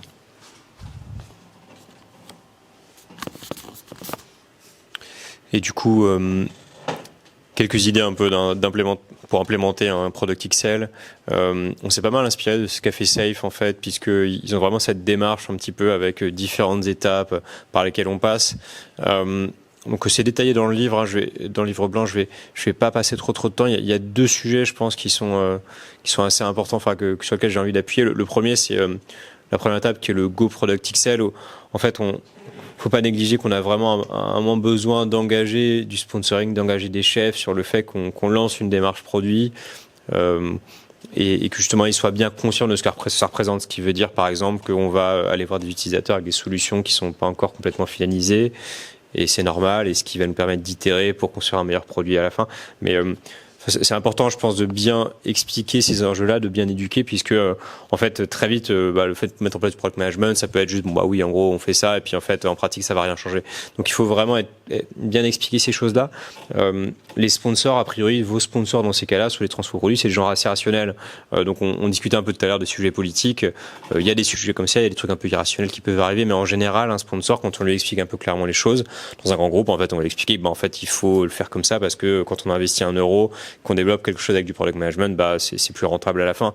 Et ça, il est capable de le comprendre. C'est assez logique, en fait, quand on lui explique juste que on développe un logiciel, il faut le faire de manière itérative, on en a voir l'utilisateur. Il peut le comprendre, donc il faut faire cet effort. Ils sont rationnels, par contre, peut-être qu'il faut mettre un peu de temps à comprendre, donc il faut pas hésiter à répéter les choses. La pédagogie, c'est de la répétition. Et donc, c'est important d'avoir vraiment ce go un peu éclairé, de on y va et c'est formel. Et puis le deuxième aspect, c'est qu'en fait, derrière l'idée qu'on a nous, ce qu'on a poussé, c'est une approche assez classique en termes de conduite du changement. Schématiquement, la conduite du changement, en fait, on a 2 approches. C'est soit je fais tout d'un coup, donc en gros, je mets trompette, clairon, et puis tout le monde passe au product management, et puis on change tout, on change les rôles de tout le monde et ainsi de suite. Bon, ça, moi, je pense quand même une approche qui est assez compliquée à mettre en place en pratique.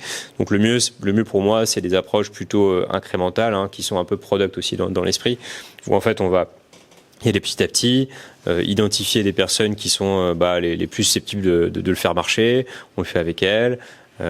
Quand on a des premiers résultats, on essaye d'en parler, de discuter avec d'autres gens, et puis on convainc d'autres gens petit à petit, puis on déploie progressivement et on augmente le périmètre. Ce qui sont un peu des logiques, d'ailleurs, encore une fois, d'adoption produit avec des espèces de courbes un peu comme ça, avec le crossing de cases de Geoffrey Moore. Mais voilà, tout ça pour dire qu'en fait, encore une fois, dans un groupe, on choisit ses batailles. Donc en fait, au début, on va peut-être pas aller sur le truc le plus compliqué, le plus difficile. Commençons par des batailles plus faciles qu'on va pouvoir gagner pour gagner du crédit, puis aller chercher des batailles un peu plus compliquées et ainsi ainsi de suite.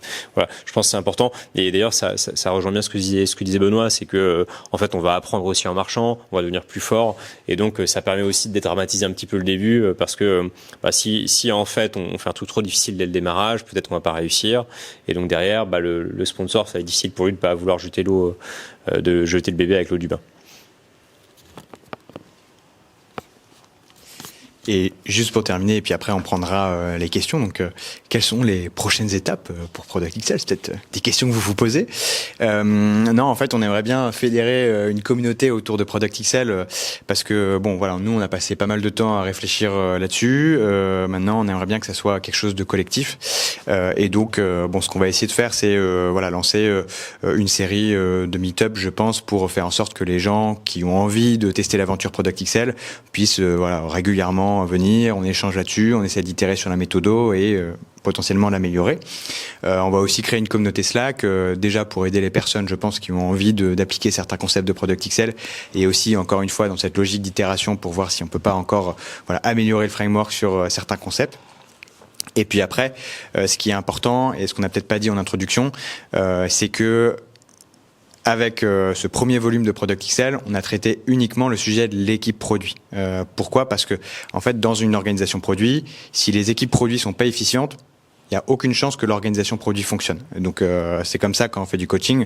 Nous, on commence toujours par accompagner les équipes produits à progresser avant de bosser sur l'orga. Et donc c'est un petit peu la même philosophie qu'on a avec Product XL. Là, l'idée, c'est de dire qu'est-ce que c'est qu'une équipe produit qui est performante et qui fait de la discovery.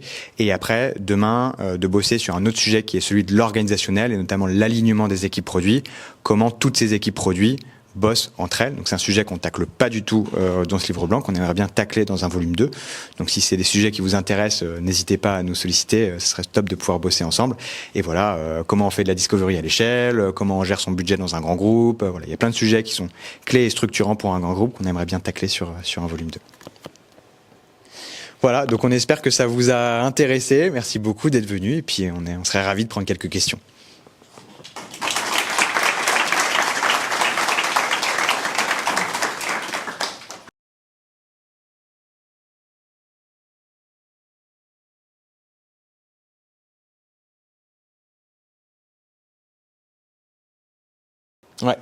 Ouais, écoute, effectivement, on l'a pas abordé, donc c'est une très bonne question. Donc déjà sur la discovery, il y a 3 grandes activités qu'on met en avant dans Product XL: la user research, la market research et la corporate research. Donc ça, on n'en a pas trop parlé. La user research, comprendre ses utilisateurs, vous êtes à l'aise. Market research, c'est un truc déjà qu'on fait moins, comprendre son marché. Donc effectivement, qui sont nos concurrents, qu'est-ce qu'ils font, quel pricing ils ont, quelles sont les tendances de marché, les dernières innovations. Donc ça, c'est des trucs qu'on fait pas suffisamment et qui sont importants. Et puis après, le dernier sujet, c'est effectivement la corporate research. Quand on est un grand groupe, il y a déjà plein de choses qui sont effectuées à droite, à gauche. Et donc, avant de fouiller sur le terrain, c'est aussi intéressant de fouiller en interne pour savoir s'il n'y a pas d'autres équipes qui ont déjà creusé le sujet, rencontrer des parties prenantes sur le légal, sur différents sujets pour comprendre si on est en capacité de le faire. Donc déjà, ça c'est pour les activités discovery. Et maintenant, pour complètement répondre à ta question au niveau de la place du product engineer dans ces activités de discovery, moi j'ai souvent fait de la discovery avec des product engineers et en fait, moi je trouve que c'est game changer pour 2 raisons principales. La première raison, c'est que l'étude de la faisabilité technique, c'est un truc qui est ultra important. Et moi, je me souviens parfois d'avoir conceptualisé effectivement des fonctionnalités et d'avoir des discussions avec mon lead tech qui me disait mais juste Benoît, en fait, là, tu peux faire les trucs beaucoup plus simplement et ça va, au lieu de prendre 2 semaines de développement, ça va nous prendre 3 jours. Et ça, en fait, si t'as pas le product engineer qui est là dans les interviews utilisateurs pour essayer de bien comprendre quels sont concrètement les besoins et du coup, voilà, si t'as pas une bonne compréhension des besoins, c'est compliqué de te projeter dans la solution. Tu vois, c'est compliqué de le faire. Donc, il faut qu'il participe à des interviews, il faut qu'il fasse de la recherche technique, donc il y a pas mal de choses. Donc ça, c'est tout le premier sujet autour de la discovery qui est un peu plus orienté technique. Et puis après, tu as aussi le sujet de l'expérimentation. C'est-à-dire que pour expérimenter rapidement, parfois tu as besoin d'un développeur pour développer des petits trucs, pour, je sais pas, revoir des API. Enfin, tu as besoin parfois d'un développeur qui est là pour t'appuyer dans l'expérimentation. Et du coup, c'est top d'avoir quelqu'un qui est 100% dédié sur le sujet parce que tu gagnes du temps de fou parce que sinon, en fait, tu sais pas vers qui te tourner quand tu es sur de la discovery. Je sais pas si vous complétez. Juste 2 points. Donc un premier point, une autre activité, je pense qui est vraiment importante, c'est tout ce qui est market research, corporate research. Ça, c'est des trucs qu'il faut que le dev, l'ingénieur, il bosse dessus. Notamment tout ce qui est approche make or buy, c'est Donc ça veut dire, est-ce qu'on le développe nous-mêmes, est-ce qu'on a un truc sur étagère qui fonctionne et qu'on peut aller creuser encore plus loin, c'est-à-dire est-ce qu'en fait on a des frameworks qui existent sur étagère, des fonctions au sein d'un framework qui fonctionnent sur étagère pour le faire. Ça c'est vraiment des trucs où c'est important de le faire et je pense que ça permet aussi de répondre beaucoup à des questions de à quel point c'est facile ou pas de le faire. Il y a par exemple il y a des stacks. Je sais pas si vous voyez ce que c'est un framework. En gros un framework donc pas un méthodant. C'est en fait c'est des morceaux de des briques de logiciels qui sont plus faciles à intégrer et donc en fait souvent vous allez avoir dans le développement d'un logiciel ça va juste être en fait je choisis la bonne brique du framework à intégrer dans mon logiciel et en fait si j'ai trouvé la bonne brique c'est super simple parce qu'il y a des gens qui ont déjà pensé à faire ça à ma place et inversement si je le redéveloppe de zéro c'est beaucoup plus compliqué. Un peu comme si aujourd'hui si vous voulez faire un site web en fait on peut faire avec du HTML et du CSS, mais bon, c'est compliqué, c'est long, c'est pas très bien. Et si on se base sur des trucs un peu pré-mâchés comme des CMS, comme du Webflow ou du Webflow, WordPress, Bubble, ça va beaucoup plus vite. Donc c'est un peu cette idée-là. Et donc là, le dev, franchement, important qui se pose ces questions-là, notamment parce que quand tu commences à être vraiment dans le delivery à fond, la tête dans le guidon, t'as moins le temps de te poser ces questions-là. T'as souvent quand même tendance à te dire je le fais moi-même parce que ça va plus vite. Et puis voilà. Là où en fait quand t'as un peu plus de temps en discovery, t'as cette sérendipité, ce temps où tu vas pouvoir te poser ces questions. En fait, est-ce qu'on peut pas trouver un truc plus rapide pour le faire? Après, quand même, peut-être derrière ta question, et je pense que c'est important de le dire aussi, il y a quand même un sujet les développeurs, parfois ils n'ont pas envie de faire ça. Il y en a pas mal qui vont dire en fait moi j'aime bien écrire du code, j'ai pas très envie d'aller voir l'utilisateur. C'est pas tous, mais c'est pas non plus 1% quoi. Ça arrive et en particulier dans les grands groupes où souvent on externalise beaucoup les développeurs, donc c'est les prestats et donc là du coup on va dire mais attends ton prestat tu l'envoies tu l'envoies vers des utilisateurs, c'est un peu sensible et puis en plus on a envie qu'il crache du code, il a un TGM et tout. Moi je pense que faut dire un peu ce qu'on s'est dit là, c'est-à-dire que c'est important d'avoir des ingénieurs dans cette phase de discovery. Ça améliore le produit encore une fois.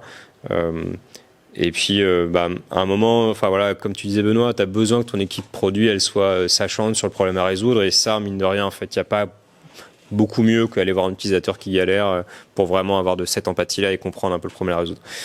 C'est une bataille qui est pas évidente parfois. Faut pédagogie, acculturation et tout, y compris un côté des développeurs qui en fait même si ça les rend meilleurs, ils ont pas envie de le faire. Tout le monde a envie de faire du sport, mais on fait pas toujours autant de sport qu'on en vient, donc c'est aussi très naturel. Il faut adresser ce truc-là, quoi. Faut l'adresser et puis il faut leur expliquer. Et puis à un moment, faut appliquer cette conduite du changement à l'équipe aussi. Ça veut dire que peut-être au début, c'est 3-4 qui tournent, 2-3, et puis ensuite petit à petit, on augmente, quoi. En tout cas, le sens de l'histoire, c'est ça quand même. À un moment, le bon truc à faire, c'est ça. Donc, normalement, si on l'explique beaucoup de fois, beaucoup de manière répétée, à un moment, ça finit par pénétrer à marcher. Après, juste pour finir, en plus, je pense qu'il y a une tendance de fond qui est quand même celle de l'AI sur les métiers du développement avec des copilotes qui sont ultra avancés maintenant, qui sont développés. Donc, tu as des gains de productivité qui sont très importants sur la partie delivery. Mais encore une fois, si tu ne développes pas la bonne fonctionnalité, tu as beau être extrêmement performant sur le delivery, tu ne créeras pas de valeur ajoutée. Donc, c'est d'autant plus important dans le contexte aujourd'hui où il y a beaucoup d'IA que justement les développeurs en profitent, pour aller faire un peu plus de discovery et être sûr de développer la bonne fonctionnalité qui va vraiment générer la valeur ajoutée. On a été un peu long sur les éléments de réponse, mais c'est vrai qu'on est très bavard avec Victor, donc désolé.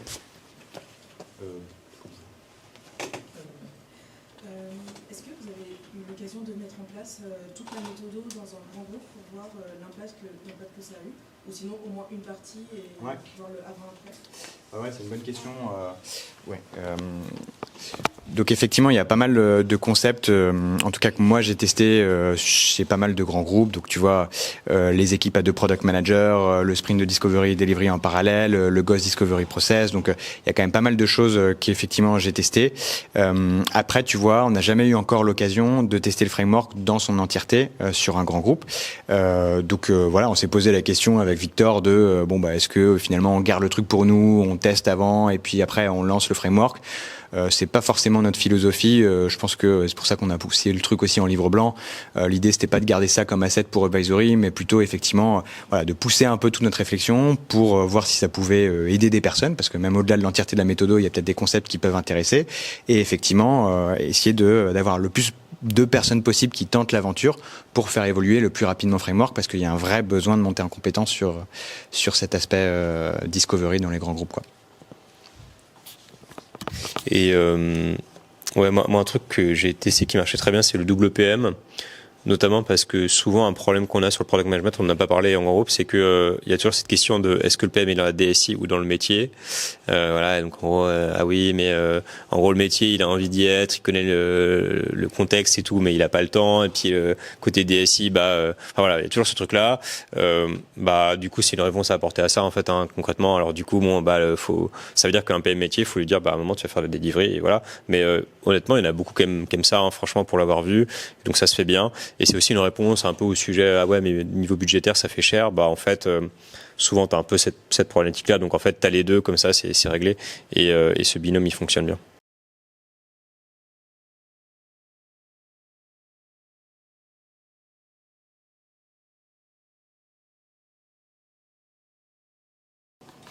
Alors, j'allais te répondre en te disant qu'en fait, en gros, la discovery, c'est un truc qui dérisque. Donc, en fait, si tu l'expliques à un financier, quand même, à un moment, il va comprendre qu'il a quand même intérêt à mettre des sous là-dessus pour un peu sécuriser le truc. Et je pense que c'est vrai, en demeurant. Et moi, pas mal de financiers auxquels t'expliques ça, ils comprennent, en fait, à un moment. Mais je pense une meilleure manière de répondre, à mon avis, c'est de dire que, en fait, il faut arrêter de parler, faut essayer de pas parler d'activité de discovery, ou plutôt faut dire qu'en fait cette discovery c'est juste un tout qui permet à la fin d'aboutir à un résultat qui est le produit. Et en fait, moi en fait, parfois j'aime bien même plus ne pas parler de discovery, pas parler de delivery, pas parler de marketing, management, pas parler de de product, stratégie, d'interaction avec les stakeholders. En fait, à un moment, notre boulot, notre livrable final, c'est un produit déployé en production auprès des utilisateurs. Et en fait, ça, c'est le truc qu'on s'engage à livrer, c'est le résultat. Et en fait, après, les actions à mettre en place pour aboutir à ça, au final, pour moi, c'est un peu à nous. Enfin, en gros, voilà, c'est un peu à nous de vous dire ce qu'il faut faire. Et en gros, à l'intérieur, il y a des trucs qui s'appellent la delivery, mais en fait, pour moi, en fait, faut pas fonctionner en termes d'engagement de moyens là-dessus. C'est plus de dire, en fait, à un moment, on a ce livrable-là, on essaie de faire ce livrable qui soit de la meilleure qualité possible. Et donc, ça implique un peu d'avoir ces activités de discovery, ça implique d'avoir un peu de marketing, ça implique évidemment d'avoir de la delivery parce que c'est ça qui permet d'écrire du code. Mais en fait, d'essayer de pas. Je pense peut-être que la réponse, c'est d'essayer de sortir de cette discussion de valoriser la delivery ou la discovery ou notre activité. Parce qu'en fait, après, tu peux avoir la même discussion sur le marketing, tu vois, en gros, est-ce que je fais du marketing ou pas? Parce que le marketing, alors, c'est quoi le ROI? C'est quoi l'attribution des gens qui viennent? Donc, en fait, en gros, et puis même le code, tu vois, la ligne de code, est-ce qu'elle fonctionne, donc en gros, moi je pense que c'est un peu comme ça que j'essaie de répondre au truc, quoi, de se dire en fait, notre livrable, en moment, c'est une fonctionnalité déployée en prod qui marche auprès de l'utilisateur. Et donc en fait, les moyens pour y aboutir, c'est un peu notre sauce. Et en fait, on s'engage juste à faire le meilleur mix de ces actions, de cette sauce, pour que ça soit le plus efficace. Ouais, juste pour apporter quelques effectivement compléments. Donc c'est vrai que il y a un indicateur que les financiers ils adorent, c'est le time to market. Parce que ça, ils comprennent très bien ce que ça veut dire. Effectivement, on ship X fonctionnalités X fois plus vite. Donc, dans ma tête, je vois effectivement mon Excel avec les économies potentielles qu'on peut faire. Sauf que, et d'ailleurs, quand nous, on gère des transfos et qu'on doit expliquer certains indicateurs, les clients, souvent, ils nous demandent, time to market, est-ce que finalement, on va délivrer plus rapidement? Parce que moi, c'est mon objectif. Mais encore une fois, cet objectif, c'est pas forcément le bon parce qu'on peut délivrer beaucoup de fonctionnalités très vite, mais générer zéro de valeur. Donc, le KPI qui est très important, c'est la valeur. Une fois qu'on a dit ça, comment on mesure la valeur sur un produit? C'est très compliqué parce qu'il y a plein de produits différents avec plein d'objectifs différents. Ça peut être des gains financiers, ça peut être de l'acquisition d'utilisateurs, ça peut être de la notoriété de l'image de marque, ça peut être vraiment plein de choses. Et donc c'est ça qui est difficile à entendre pour des financiers. Et donc notre job quand on fait du produit, c'est déjà identifier la valeur qu'on souhaite apporter avec notre produit. Et honnêtement, il y a des product managers qui savent pas. Et ça, c'est pas normal, d'accord? Et une fois qu'on a identifié la valeur qu'on souhaite générer, il faut le mesurer. Et c'est pour ça que dans le framework, il y a les OKR qui sont ultra importants parce que aujourd'hui, dans le monde produit, il y a que les OKR qui nous permettent de voir si on génère de la valeur ou non et sortir un peu de ce truc de je construis des features pour construire des features. Donc, potentiellement, peut-être avant de lancer Product XL, donc un prérequis, c'est forcément d'avoir des équipes produits, mais peut-être qu'un deuxième prérequis, ça serait d'avoir des OKR pour être en capacité de dire, voilà ce qu'on génère aujourd'hui comme valeur, je mets en place Product XL, après Product XL, voilà maintenant ce que je génère comme valeur et que je mesure grâce à mes OKR.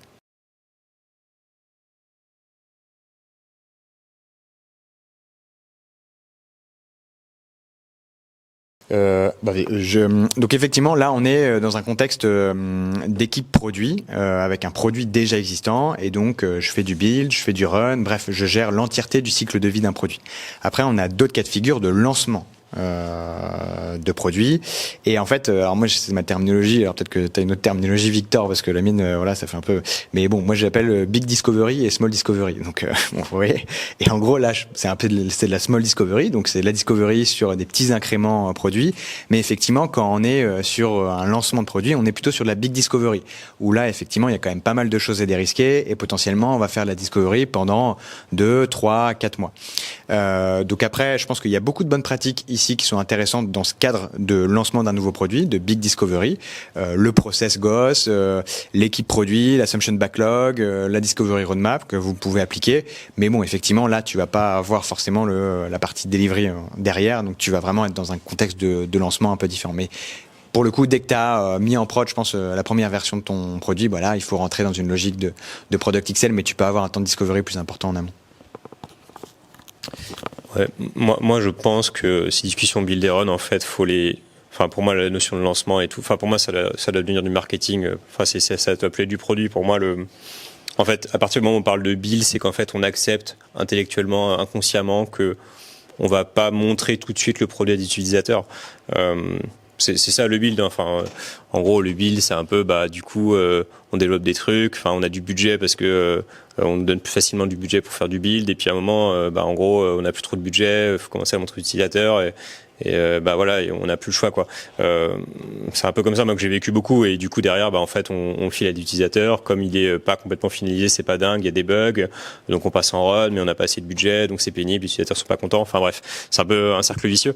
Moi, je pense qu'en fait, juste le build, enfin, il faut essayer de se dire que le build n'existe pas, quoi. Ça veut dire, jour zéro, j'essaie d'entretenir un lien avec mes utilisateurs, j'essaie de sortir un truc, de shipper un truc, et c'est pas compliqué de shipper un truc, hein, c'est pas forcément du code, hein.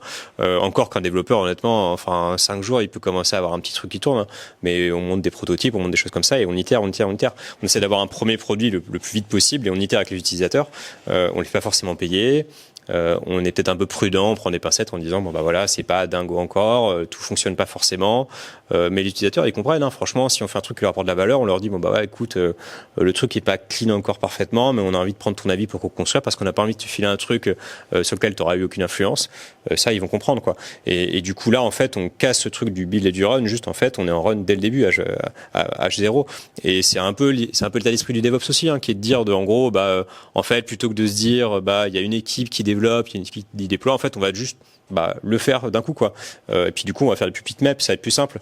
Et puis en plus, comme je fais mes maps en même temps que je développe mieux, parce que mine de rien, je suis responsabilisé. C'est la même chose pour moi. Je pense que c'est pareil. Donc ça peut être compliqué à expliquer à des financiers, ça peut être compliqué. Donc dans ce cas-là, moi je pense, du coup, il faut se dire que le build c'est une notion marketing. C'est-à-dire que H0, on montre aux utilisateurs, on développe avec eux et on co-construit, on leur met dans les mains dès qu'on peut.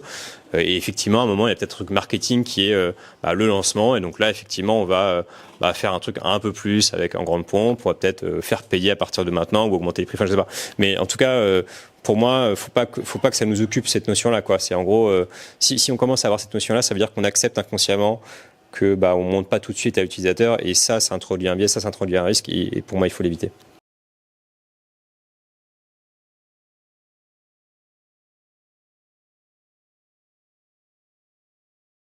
Moi, honnêtement, secteur public ou L'Oréal, ou même là, BPI, c'est beaucoup. En fait, les prestataires sont plutôt dociles au sens où, en fait, ils acceptent un peu ce que le client leur dit de faire, ce que le client leur dit de faire. Alors, j'essaie de réfléchir, parce que c'est vrai qu'effectivement, tu as des exemples où c'est moins le cas. Je pense que le risque, en fait, effectivement, s'il y a des prestataires, c'est qu'ils vont vouloir un petit peu challenger ce que tu leur proposes de faire et tout. Moi je dirais, mais alors, j'ai pas forcément très bon point, je dirais, faut être rationnel en fait en disant, on pense que ça c'est la bonne manière de faire et pour telle raison, et puis ensuite, moi je suis le client, donc quand même, à minima, j'ai le droit un peu de regard de partager ces trucs-là. Je sais pas si toi Ben, je sais pas si t'as vu. Ouais, écoute, je pense le premier élément qui est important, alors que c'est ma vision des choses, mais moi je fais pas la différence entre les internes et les externes. Pour moi, en fait, à partir du moment où il y a un distinguo, il y a une problématique parce que ça veut dire que les externes sont pas complètement incentivés sur le succès du produit et ça veut dire que c'est pas des bons externes et qu'il faut peut-être changer de prestataire parce qu'effectivement, si on a ce truc de bon bah finalement je m'intéresse pas trop aux utilisateurs, pas trop aux produits, ce qui m'intéresse c'est juste de faire mon boulot et de rentrer chez moi. L'équipe produit, elle va pas fonctionner. Donc, que ce soit des internes ou que ce soit des externes, l'objectif de l'équipe produit, c'est d'avoir à cœur de réussir à construire un produit qui génère de la valeur. Donc, à partir du moment où on est tous alignés sur voilà notre vision produit et qu'on a envie de réussir, bah là, je pense qu'effectivement, c'est plus facile d'être rationnel et de choisir des méthodos plus que d'autres, tu vois. Donc ça, je pense que c'est le premier point de départ. Et puis après, ce qui est important dans la conduite du changement, c'est qu'il n'y a pas de conduite du changement possible sans sponsorship, notamment du top management. Donc effectivement, si l'équipe produit a envie de faire des choses, mais que le top management n'adhère pas, voilà, je vois pas comment ça peut fonctionner. Donc c'est un peu ce que tu disais, Victor. Je pense que effectivement, si il y a un sponsorship fort du client qui a envie de faire quelque chose, ça fonctionne et je pense que les prestataires, même s'ils adhèrent pas complètement à la méthodo, tu vois, moi je suis pas un fan de Safe, mais j'ai bossé plein de fois avec du Safe et voilà, c'est comme ça. Mais tu le fais parce que tu as envie de réussir et c'est ton job aussi de prestataire.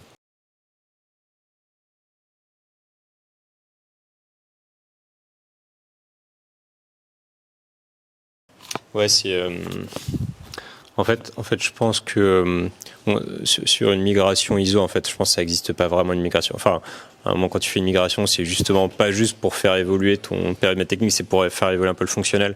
Donc, je pense qu'en fait, ce que tu fais là, c'est la bonne manière de faire, à mon avis. Comment tu contractualises ?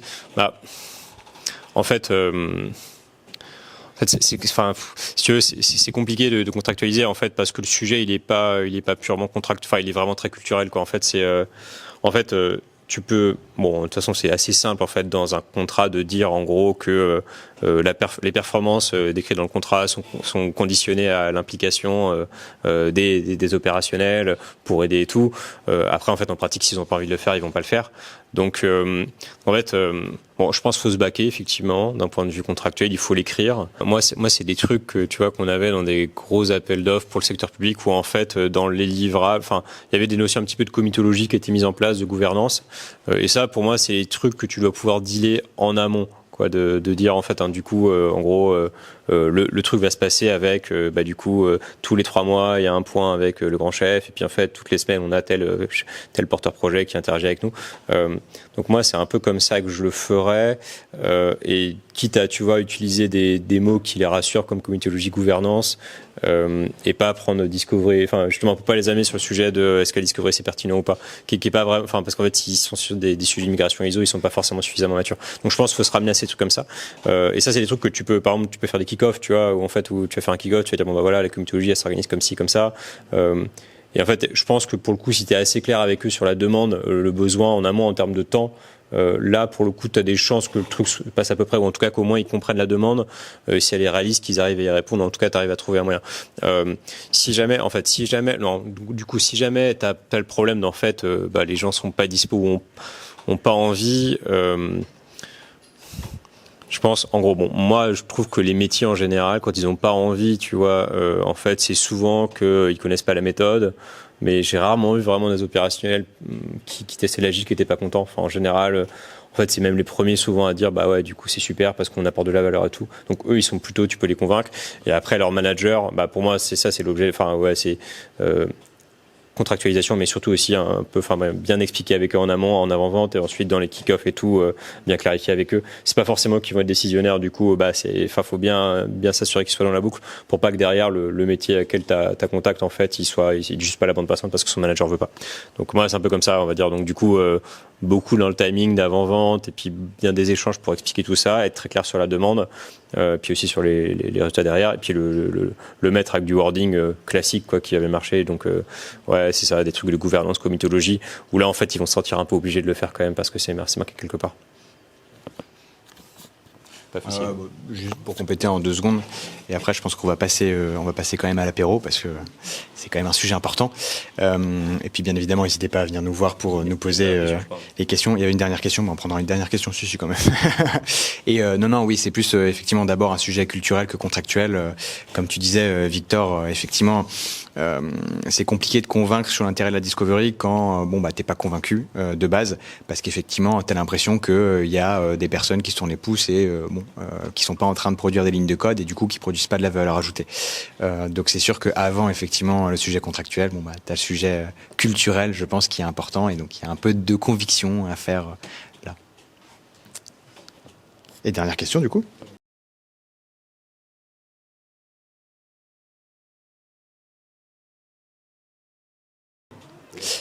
Ouais, peut-être pour commencer à t'apporter des éléments de réponse. Alors déjà, pourquoi c'est un cadre plutôt adapté aux grands groupes? Parce que mine de rien, dans les startups, dans les scale-up, on fait quand même assez naturellement de la discovery, dans le sens où on a moins ce coussin financier qu'on peut avoir dans les grands groupes, parce que comme disait Victor, on gagne notre vie en vendant des temps de Quechua, en faisant plein d'autres choses, et donc finalement le digital arrive après ces business models-là. Donc c'est sûr que on a moins cette urgence de avoir un ROI fort, ce qui fait que tu vois, voilà, dans des petites structures, naturellement, si tu fais pas de discovery, tu te plantes quoi. Le deuxième sujet, c'est qu'effectivement, voilà, il y a aussi un investissement, parce qu'il faut avoir 2 product managers, un product designer, des product engineers.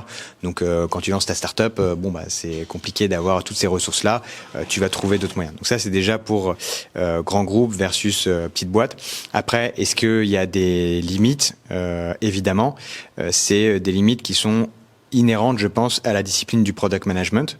Donc, pour te citer 2 exemples, un premier exemple qui va être plutôt un exemple sectoriel. Donc typiquement, si tu bosses, je sais pas, dans le domaine de la santé, dans le domaine de l'armement, et que tu construis des produits digitaux qui sont clés, t'as pas le droit à l'erreur. Typiquement, j'en parlais avec certains d'entre vous. Moi, je bossais chez Toyota. Il y a des logiciels embarqués qui sont très importants pour la sécurité des passagers. C'est compliqué de faire du test and learn, d'avoir une démarche itérative. Et donc la démarche, comme on l'entend avec Product XL, où tu mets en place effectivement du test and learn avec des petits incréments de discovery, des petits incréments de delivery, c'est très compliqué à mettre en place. Donc il faudra absolument l'adapter. Autre use case, des produits, ce que nous on appelle atypiques, des produits back-end, des API, des ERP, il y a tout un paquet de produits effectivement qui sont très différents des produits classiques comme on l'entend en product management. Et donc là, pareil, il faudra l'adapter, mais comme on le fait déjà quand on essaye de mettre en place du product management. Donc pour moi, je pense que quand tu es dans ce type de contexte, il faut prendre ce qui t'intéresse dans la méthodo, l'appliquer et voir ce qui fonctionne, ce qui fonctionne pas. Ce qui est important, c'est cette dynamique d'amélioration continue qu'on essaye de pousser avec Product XL. Donc dans tous les cas, ce qu'on veut surtout pas, c'est que il y ait demain des ayatollahs de Product XL qui disent il faut absolument qu'il y ait un product manager, un product designer. Ça, c'est sûr que c'est cata. C'est pas du tout l'objet. C'est vraiment une boîte à outils qui vient pour vous aider à apporter de la valeur ajoutée et surtout pour faire de la discovery. Voilà. Victor, il a envie de passer à l'apéro. Merci à tous.